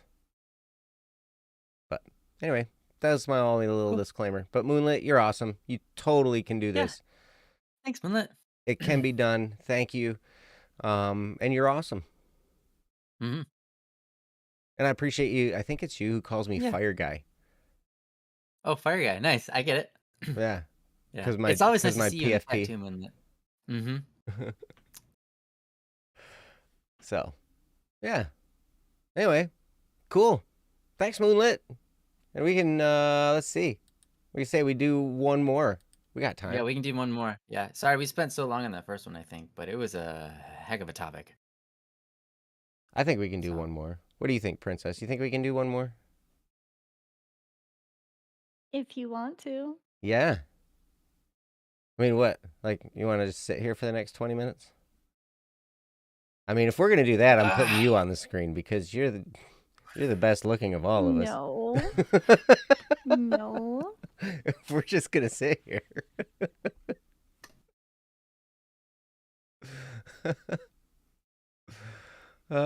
Poor Princess. She has to put up with us. You know? Yeah. You guys aren't really all that bad at all. All right. We have to step up our game. So we can be bad. No! Wait. No! I don't think that This was is gonna be a hard stop. No! There's I didn't say we had to Go step for it. down. I said we had to step up. Jeez. Up is a good thing. All right. We have a topic. It's from Saule. And this is called Working in Sprints or Marathons. And what I'm going to do is I'm going to get this topic up on the screen. I think. Hold on. Why is my computer doing this? Okay, here we go.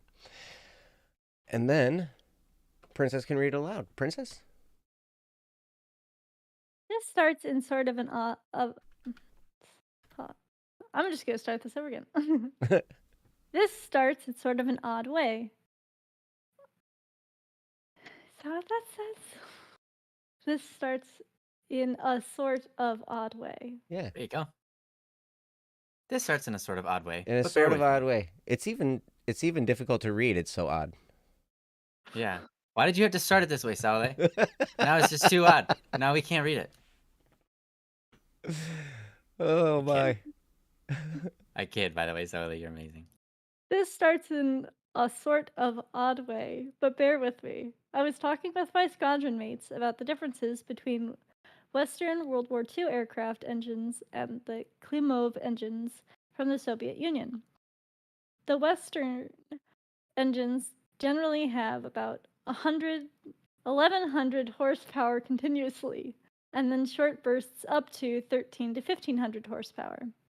The Climov engine has about 1,250 horsepower continuously, but it can't go any higher. How does this turn into a Don't Worry Wednesday topic? Well, comparing people to engines here, is it better to be running in a chill mode most of the time and be able to burst to high power every now and again? Or is it more beneficial to be able to just go to a setting somewhere in between all the time without issue? In the air combat simulator, I like the Climov because it doesn't get burnt out right when I need it if a battle carries out for a bit too long, which often happens with the Western engines. But in reality, I find that I operate more like the Western engines. I go in short bursts of energy and get a whole bunch of work done in 1 or 2 weeks, and then don't get much done at all for another 1 or 2 months. It's kind of frustrating getting burnt out from exerting myself, especially if it happens before I finish something. On the contrary, I know that sprinters exert all their energy to get the short distance from A to B as quick as possible. But cross-country runners train very hard to be able to give it as much as possible to get the long distance from A to Z in as quick of a time as possible. What is the better way to go through life? Quick sprints or a long run? Just wondering what you think about this. It seems like an interesting topic, so I hope you'll find it to be interesting too. From Saule. Well, Saule, thank you very much. It is interesting, and I find it to be interesting. I'm excited to talk about this a little bit here. And I find it interesting that also that you're talking about World War II era engines, the difference between like the Western ones and the American ones. Because, recently I modded a guitar. What does this have to do with the engines? Well, because I totally redid the electronics in this guitar. with 1957 reissue pickups. And I even went down to the point of getting World War II era capacitor to put in there, and that's the tone. That's what makes the tone From Russia, capacitor right? from Russia. Yep, Yeah. it came from Russia. So I got this really big, huge, bulky, like looking capacitor. You don't find capacitors like this anymore. They're not built like this anymore. It's made, the conductor inside is paper and oil. So it's like, yeah. So you get a really specific tone out of this, right? And so it's just interesting, World War II Russian stuff, right? But anyway, what's a better way to go through life? Short sprints with lots of rest in between, or just steady pace? Slow and steady wins the race. Do you even need to win the race? What's the meaning of life? What's the point of all this anyway? Ryan, it's all yours.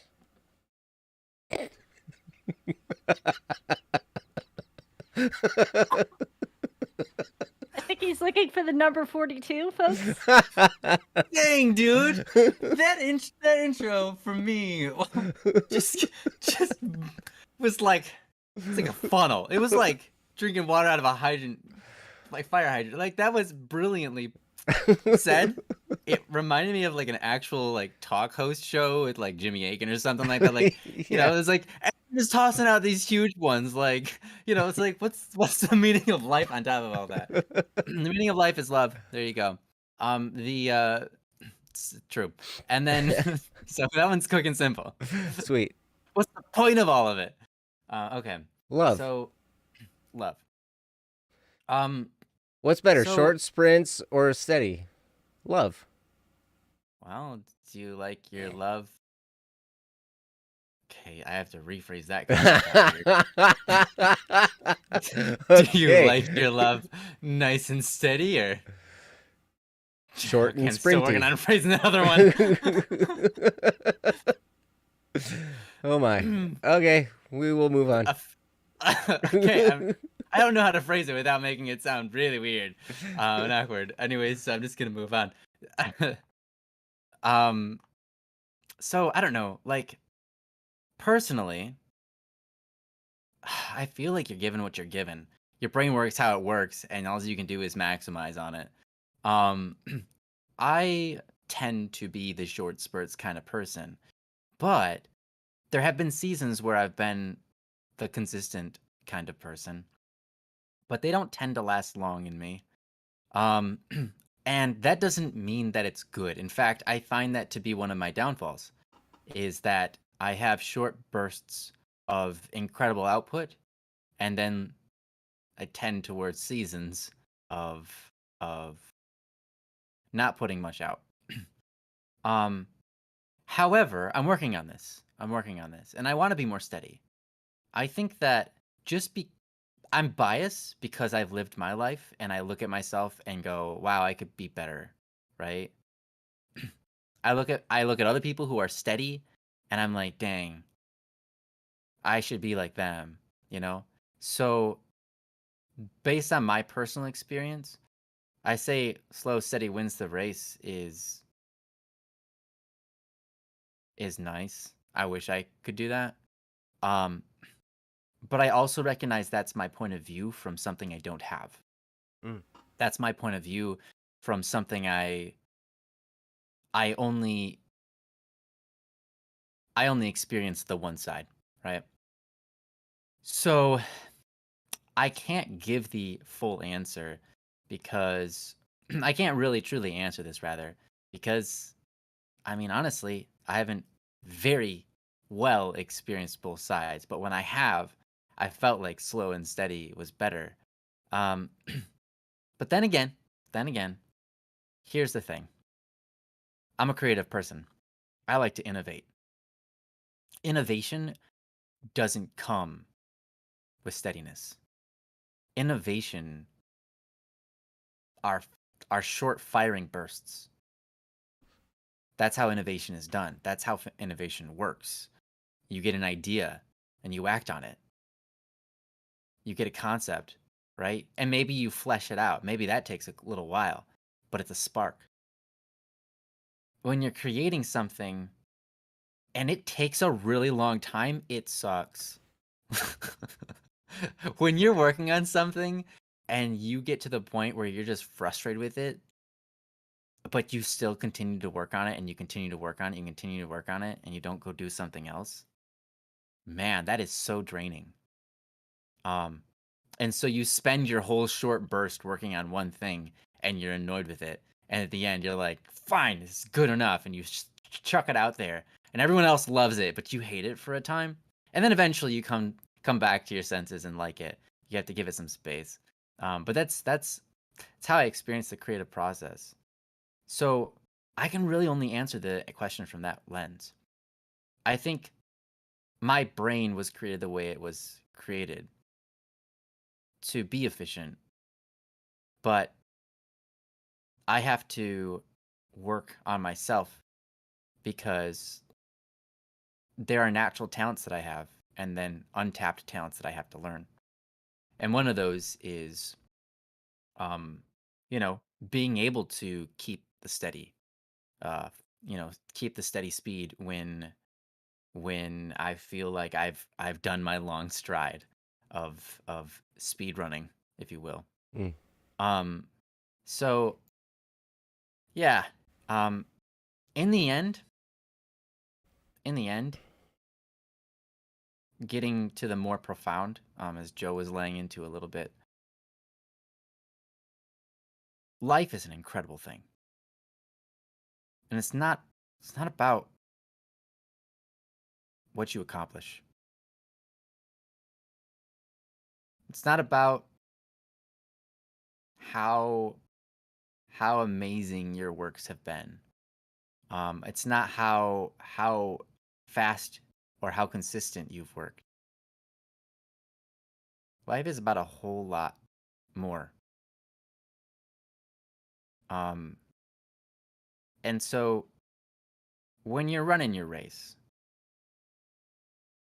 the point is to finish. The point isn't to go fast. The point isn't to go steady.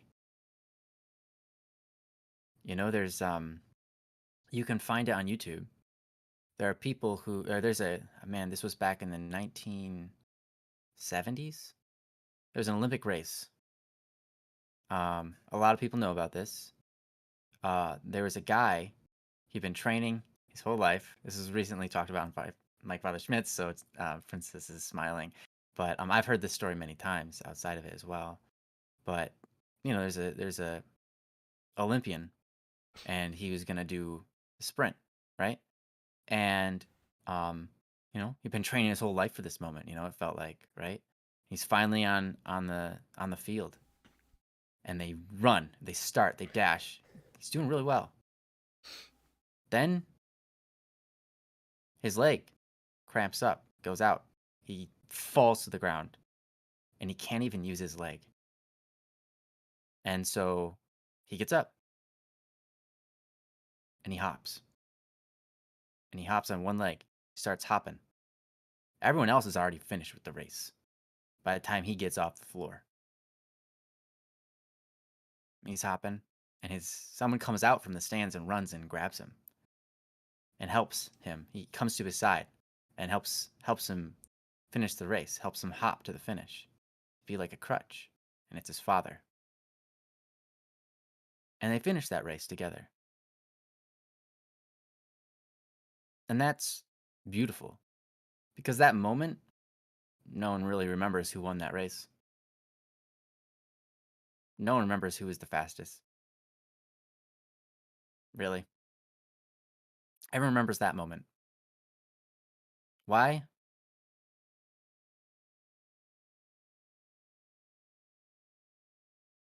I think there's a lot of reasons why. But I think the main reason why is because that's more like what love is. And that's why we run the race. So do what you can do. Be the best you can be. Don't hurt yourself. don't be mad at yourself when things get slow.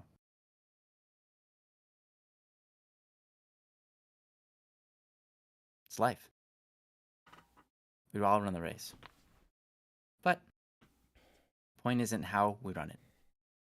I guess the point is how we run it to some degree. We're only given what we're given, but the point is to finish. And you will finish. It's going to be awesome. And your race is going to be different than everybody else's. So it's not about comparing, right? It's not about comparing. But I really appreciate the question, and I see that you're not trying to compare people. And you're asking an honest question of what you think is more efficient, what leads to better success in life. But success is, an opinion in the beginning to begin with. What is success? What is the point? So, yeah. That's what I got. It was a rather strange way to go about it, but I hope that was helpful and at least interesting, if not helpful. But anyways, Joe, I'm gonna give it over to you. I got nothing, and we're out of time. All right. Perfect. Okay, have a good night, guys. Enjoy your life. No. I have something. Oh, Aw, then Princess, that's too bad. No, you got it. You got it. Seriously. For me, I find that the better question is how are you going to plan out the race to get to the goal you're going for? And maybe for me, that's because honestly, I'm a person that's better with deadlines. Mostly because it doesn't matter how you slice up your time, as long as you slice up your time right, that by the end of it, you have all the slices of the cake eaten. You didn't leave any crumbs or anything that needs to be done. Mm.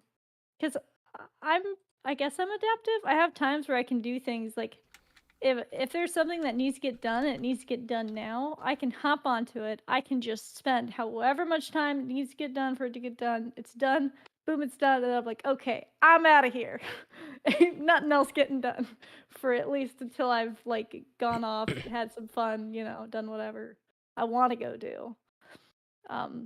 Unless I really have a deadline that I really got to do, in which case I'll be like, fine, I'll do that, But I could do that over and over and over again. But there are times where it's like, okay, well, I have a big, huge project, like a big paper, a big thing that you can't really or really shouldn't do in one day, And then it's about, okay, well, at some point I have to do an hour of this today, or, at some point I have to do some amount of it, some point this week, and some amount of it, some point another week till it's done. If I don't get it done, the closer I get to the deadline, the more I'm gonna just have to pull out and do it. It's like, well, then I'll just do a little bit now, and then I'll go eat, and then I'll do a little bit more, and then I'll go play, and then I'll come back, do a little bit more, Buy some M&Ms out of the vending machine that's in the basement and be like, okay, you get an M&M every time you finish a paragraph. It's like, okay, I want those M&Ms. Those are tasty. I'm telling myself this partly to convince myself and partly because they are.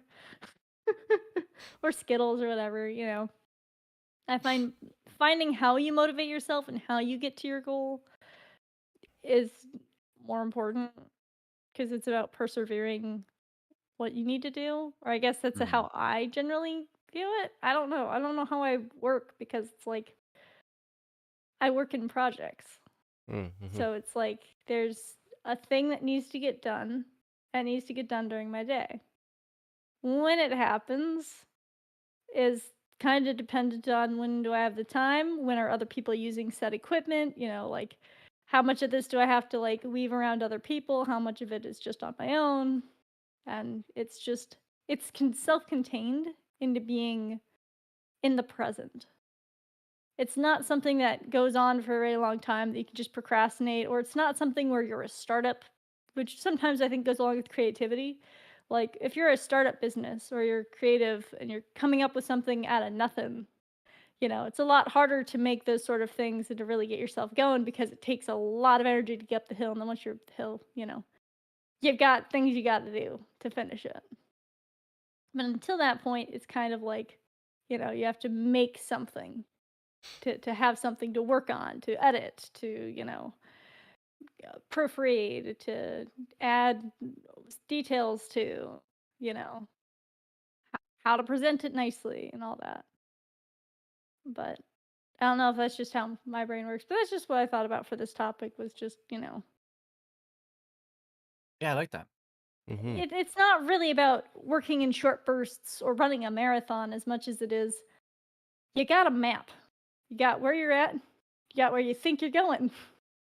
And I say where you think you're going because sometimes don't end up where you think you're going, you end up somewhere else. Sometimes that's okay and sometimes it's not, depending on what you're doing. Mm-hmm. But, and then you've got to chart your Yes. path through a forest and across a river or around a lake, Welcome which to are all Dora the the Explorer. obstacles that, come and bop in your way. Mm-hmm. Yes, like Dora the Explorer. I always called her Dora the Explorer. She's Dora the Explorer, because otherwise it doesn't Dora rhyme. the Explorer. Mhm. Yeah. So You're from anyways, Boston. If you're from Boston, you know how it is. You just Dora the Explorer. It'd be Dorer the Explorer. Dora the Explorer. Yeah, Dora the Dorer. Explorer. Dorer the You're right. Explorer. It would be. It would be. You got it, man. You got it. Dora the Explorer. Dorer. That's how it rhymes. Dorer. You know, yeah. Dora. Weird. Anyway. so it's okay if you're good at being consistent and doing a small amount each day. The thing that usually ends up happening if you do that is that if you don't plan it right or something all of a sudden is like, oh, well, all that work that you did, you're halfway through. Yeah, you have to do all of it starting from the beginning again. They might not be able to make that deadline anymore because they're good at doing a steady pace or they're prepared to do that rather than being able to be like, oh, shoot, I have like 2 hours to turn this in. Well, I better start cracking grab it. But then again, if you have short bursts, but you have a big thing to accomplish, then often it's going to be really hard for you to actually finish it because you expend all that energy only for it to drop off at the end. And so you'd have to figure out how are you going to sustain yourself? How are you going to make it sustainable? Whether that's you work in a burst and then you actually stop yourself. You go to something else. Let your energy recuperate. Because sometimes, like in video games, it's a meter of, like, once you've used the whole meter and it's all gone, you have to wait for it to fully recharge before you can do it again. Where if you just spend half the meter and then let it go back up, you're actually going to be able to do a lot more damage over time because you're not just exhausting yourself every time you're doing work.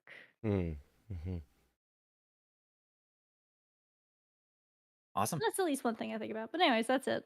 Yeah. Sorry for Thanks. extending this. And Anne had Yes. a really good comment. I love what Anne said. Oh, sorry. Were you going to say it or you want me to? No, I wasn't gonna say. I figured you would say it. Oh. I love you, Joe. I love you too. I'm sorry. I'm sorry I Yeah. interrupted you. I just brought it up. I just really like what Anne said. Yes. Anne says, personally, I believe it would be best to simply make the best of your engine build, tweaking and playing around with what you can do in order to make the most of how it is built to work. And there's a lot of truth in that. I think we're built differently to do different things. We talk about differences in sprinters versus distance runners. We talk about, people who get into a routine. I know a guy that I did band instrument repair for a while, and this guy had been doing it for like 35 years, and he just came in, super meticulous guy, got into the routine, just day in and day out, did his work, relaxed, calm, boom. Saved money throughout his life, retired, had a great retirement, all this stuff, right? That's a life.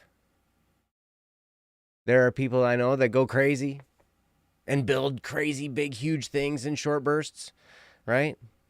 But really, it's about fall apart. they can, They or they can. can stick, Okay. you Or they know. stick. Mhm. But it's about observing yourself, I think. But here's the thing. With any of those, with either the short burst style or the long, slow, steady style, there's one element you can add to either of them to make them more effective, and that is discipline. Whether you are, observe yourself. Think about, okay, what do I like?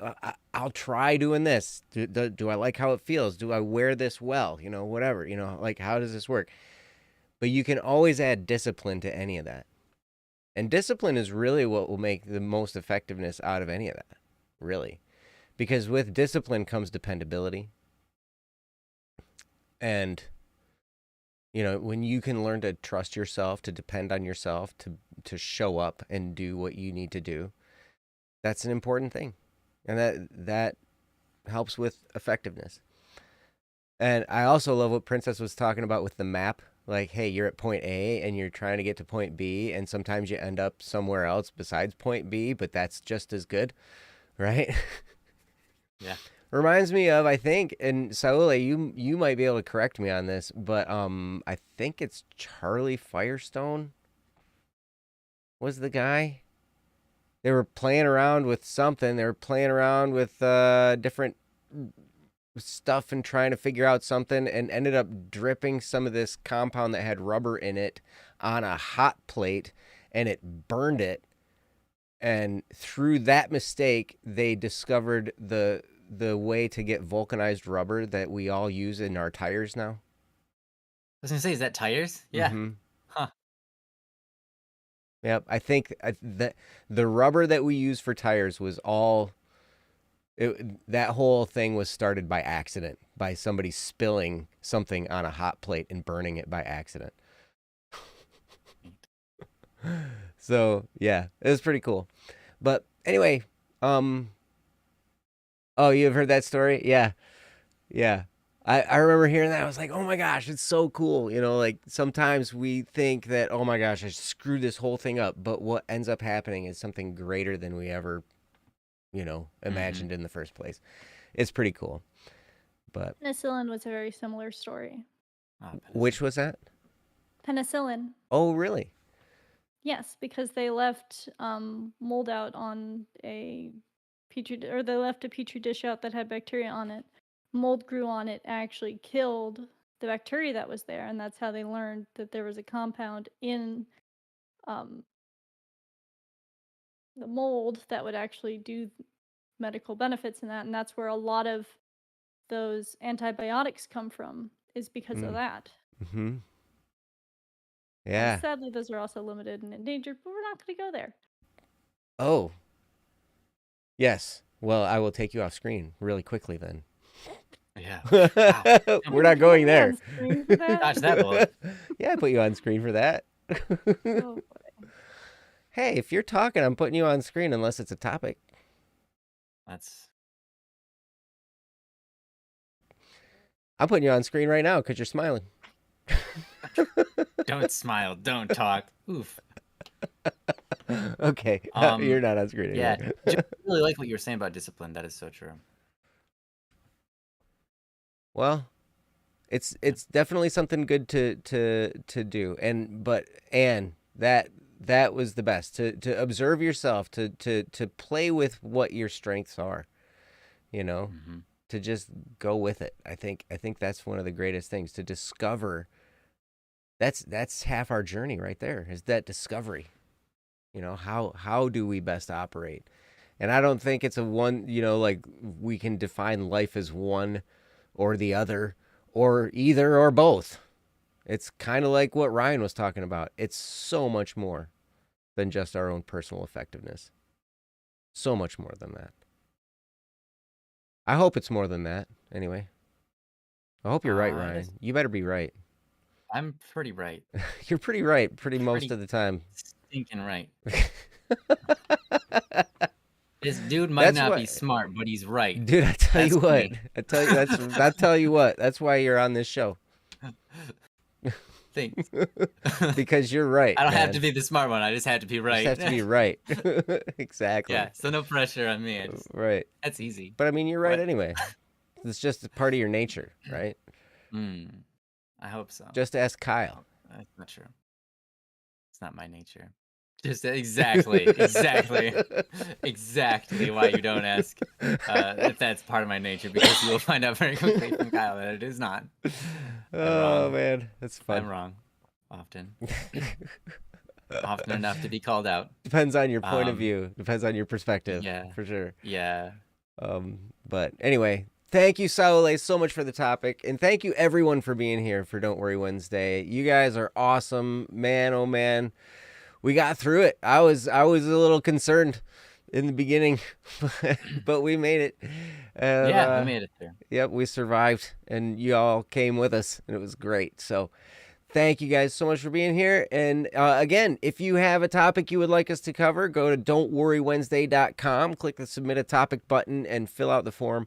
We'd be happy to do your topic as soon as we possibly can. And we've got a list that's growing right now, and it's great to see. Thank you guys so much for your contributions, and thank you so much for being here and supporting this show just by showing up and contributing to the chat. All of your guys' input is so wonderful and valuable and great to see. Yeah, I'd love to see it. Yep. I mean, you Love it, guys love have it. so much that's important to say. Like, seriously, I would love to just take one of these times I'm going to host this show and I'm just going to read the chat Yeah, right. out We loud. could. It would be effective. Mm-hmm. Also need to get some guests in here sometime. I think that's a Be great nice. idea. We definitely need to Yeah. do that. Yeah. Yep. We'll get some guests. We'll have to redo our screen, though. Yeah. Can't have it say static P and it Well, not be set. Well, Unless could. you're on with the guest.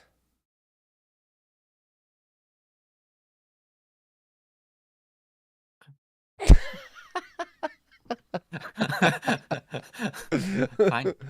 We'll ask Kyle. Guess you're right. He'll tell us the right way to do it. Yeah. And then we'll just tell Kyle to do it if he thinks that's the right thing. Then Yeah. he should just do it himself. Just do it yourself, Uh-huh. man. Yeah. He will. And he will. He will. He will. Yep, he's good at that. Yeah. But anyway, thank you guys so much. Thanks for being here. Thanks for your support. We love you. We could not do this show without all of you. And have a great week, everybody. And next Wednesday, we will see you right here at the same time for Don't Worry Wednesday. Until then, have a wonderful life. We love you guys. Bye-bye. Take care.